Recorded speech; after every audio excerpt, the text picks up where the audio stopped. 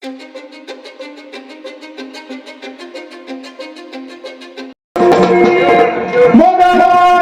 ಎಡಗೊಂಡು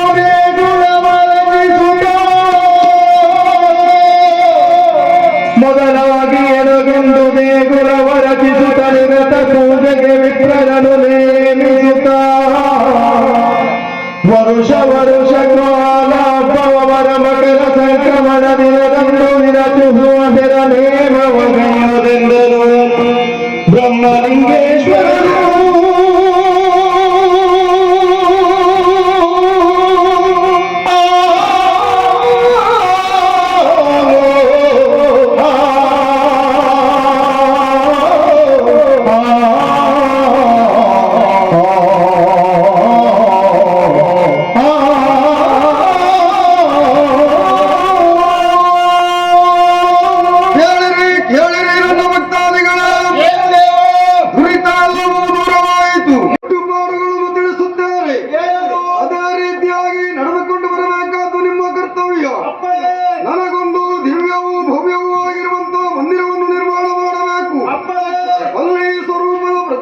ಪ್ರತಿಷ್ಠಾಪಿಸಬೇಕು.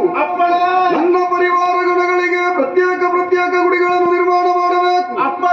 ಅಲ್ಲಿ ಗಣಗಳನ್ನು ಪ್ರತಿಷ್ಠಾಪಿಸಬೇಕು. ತ್ರಿಕಾಲದಲ್ಲಿ ಬ್ರಾಹ್ಮಣರ ಪೂಜೆಯನ್ನು ನೆರವೇರಿಸಬೇಕು. ಕ್ಷೇತ್ರ ನಿರ್ಮಾಣವಾದ ಮೇಲೆ ವರುಷಕ್ಕೊಮ್ಮೆ ಮಕರ ಸಂಕ್ರಾಂತಿಯ ದಿನದಂದು ವಿಶೇಷವಾದ ಹಾಲಾಪ ಕೆಂಡ ಸೇವೆ ನೆರವೇರಬೇಕು.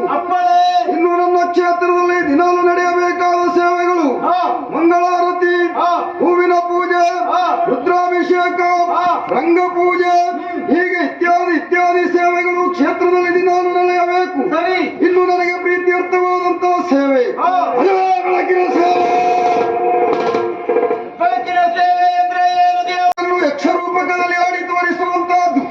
ಅದಕ್ಕೆ ಯಕ್ಷಗಾನ ಬಯಲಾಟ ಎನ್ನುವ ಇನ್ನೊಂದು ಹೆಸರು.